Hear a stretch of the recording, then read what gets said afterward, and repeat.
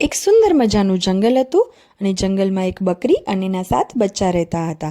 મમ્મા બકરીને બહાર જવાનું હતું ખાવાનું ગોતવા માટે, એટલે એમને બચ્ચાઓને સમજાવ્યું કે બચ્ચાઓ જંગલમાં ભેડિયા રહે છે, એટલે દરવાજો ખોલતા નહીં અને હું જ્યારે પણ આવીશ ત્યારે આ ગીત ગાઈશ. દરવાજા ખોલો મારા બચ્ચા, મમ્મી છે આવી, જલ્દી ખોલો ખાવાનું સરસ લાવી. તમે જ્યારે પણ આ ગીત સાંભળો ત્યારે જ દરવાજો ખોલજો. આવું કહી અને મમ્મી તો નીકળી ગઈ અને આ બધી વાત એક ભેડિયો સાંભળતો હતો. એટલે થોડી વાર પછી ભેડિયાએ જઈ અને દરવાજો ખખડાવ્યો અને આ ગીત ગાયું. દરવાજા ખોલો મારા બચ્ચા, મમ્મી છે આવી, જલ્દી ખોલો ખાવાનું સરસ લાવી. તો આ સાંભળી અને બચ્ચાઓ તો સમજી ગયા કે આ અવાજ આપણી મમ્મીનો નથી. અને એને તો ભેડિયાને કહી દીધું, તારો અવાજ તો એકદમ બેસૂરો છે, અમારી મમ્મીનો અવાજ તો મીઠો છે, અમે નહીં ખોલીએ દરવાજો. આ સાંભળીને ભેડિયો તો સમજી ગયો કે હવે મારે કંઈ કરવું પડશે. એટલે ભેડિયો તો ગયો મધ પીવા માટે. એટલે ભેડિયાએ તો મધ પીધું એટલે એનો અવાજ મીઠો થઈ ગયો. ફરી આવી અને ગીત ગાયું. દરવાજા ખોલો મારા બચ્ચા, મમ્મી છે આવી, જલ્દી ખોલો ખાવાનું સરસ લાવી. આ સાંભળીને બચ્ચાઓ તો એકદમ ખુશ થઈ ગયા અને એ તો દરવાજો ખોલવા જતા હતા ત્યાં તો એક બચ્ચાએ નીચેથી જોયું અને કહ્યું, આ આપણી મમ્મી નથી, આના પગ તો એકદમ કાળા છે, આપણી મમ્મીના પગ તો સફેદ છે, તો આપણે દરવાજો નહીં ખોલીએ. બચ્ચાઓ સમજી ગયા અને ભેડિયો તો વિચારવા લાગ્યો કે આ બચ્ચાઓ તો બચ્ચા છે કે જાસૂસ, કેટલા ચાલાક છે. અને આવું વિચારી અને ભેડિયો તો ચક્કીવાળા પાસે ગયો અને ત્યાં તો એને પોતાના પગ લોટથી વ્હાઈટ કરી દીધા અને ફરીથી પાછો એ તો ગયો જંગલમાં અને બચ્ચાઓના ઘરે જઈને ફરીથી આ ગીત ગાયું. અને ત્યાં તો બચ્ચાઓ તો આ અવાજ સાંભળીને ખુશ થઈ ગયા અને એમને લાગ્યું કે મમ્મી જ છે, કારણ કે અવાજ પણ મીઠો હતો અને પગ પણ સફેદ હતા.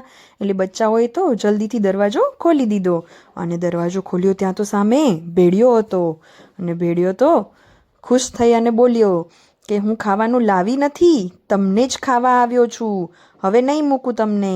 અને આ સાંભળીને બચ્ચાઓ તો એકદમ ડરી ગયા અને કોઈ અહીંયા અને કોઈ ત્યાં, બધે જ્યાં જગ્યા મળે છુપાવવાની ત્યાં છુપાવા લાગ્યા. પરંતુ ભેડિયાએ તો બધા છોકરાઓને ગોતી અને ખાઈ લીધા અને એ તો પછી જંગલમાં ચાલવા લાગ્યો. પણ એને તો આટલા બધા બચ્ચાઓને ખાધા હતા એટલે એનું પેટ ભારે થઈ ગયું હતું. એટલે જંગલમાં જઈને એને થયું કે લાવ હું તો થોડી વાર સૂઈ જાઉં અને એ તો એક ઝાડવા નીચે સૂવા લાગ્યો. એટલામાં તો બકરી, જે મમ્મા બકરી હતી, એ આવી અને જોવા લાગી. તો એને જોયું ઘર તો બધું વેરવિખેર પડ્યું છે અને દરવાજો પણ ખુલ્લો છે. આ જોઈને તો બકરી એકદમ ટેન્શનમાં આવી ગઈ અને એને રાડ પાડી જઈને, મારા બચ્ચાઓ ક્યાં છે, મારા બચ્ચાઓ ક્યાં છે. ત્યાં તો એમાં જે એક સ્માર્ટ બચ્ચું હતું એ તો ત્યાં છુપાયેલું હતું, એ ભેડિયાના નજરમાં નહોતું આવ્યું. બચ્ચું બહાર આવી અને એની મમ્માને બધું કહે છે કે કેવી રીતે ભેડિયો આવી અને એના ભાઈ બહેનને પકડી ગયો. આ સાંભળીને બકરી બોલી, મારા બચ્ચાઓને પકડે, ભેડિયાની આટલી હિંમત, ચાલ આપણે જંગલમાં જઈને ભેડિયાને ગોતીએ. મમ્મા બકરી અને બેબી બંને જંગલમાં ગોતવા ગયા. ત્યાં તો એને દૂર દૂર સુધી કંઈ દેખાતું નહોતું અને પછી દૂર એક નદી કિનારે ભેડિયો જોવા મળ્યો. તો એના પેટમાં બચ્ચાઓ હલતા હતા.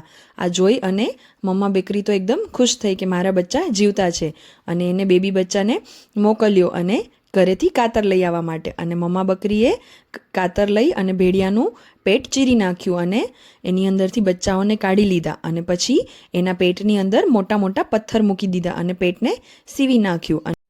પછી બચ્ચાઓ તો મમ્માને ભેટી પડ્યા અને મમ્મા બકરી અને બચ્ચાઓ તો એક ઝાડવાની પાછળ છુપાઈ ગયા.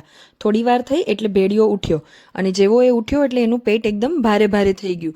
એટલે એને લાગ્યું કે મેં આટલા બધા બચ્ચાઓને ખાધા છે એટલે મારું પેટ તો એકદમ ભારી ભારી છે, એટલે લાવ હું થોડું પાણી પી આવું. જેવો એ નદી કિનારે ગયો તો એ પાણીમાં પડી ગયો અને પથ્થરના વજનના લીધે એ તો ડૂબવા લાગ્યો અને પાણીના નદીમાં તળાઈ ગયો. અને આ બધું ઝાડવાની પાછળ છુપાઈને બકરી અને એના બચ્ચાઓ જોતા હતા અને આ જોઈને એ તો ઝાડવાની બહાર આવી અને એકદમ ખુશ થઈ ગયા. તો બાળ મિત્રો, આ વાર્તા પરથી તમને શું શીખવા મળ્યું?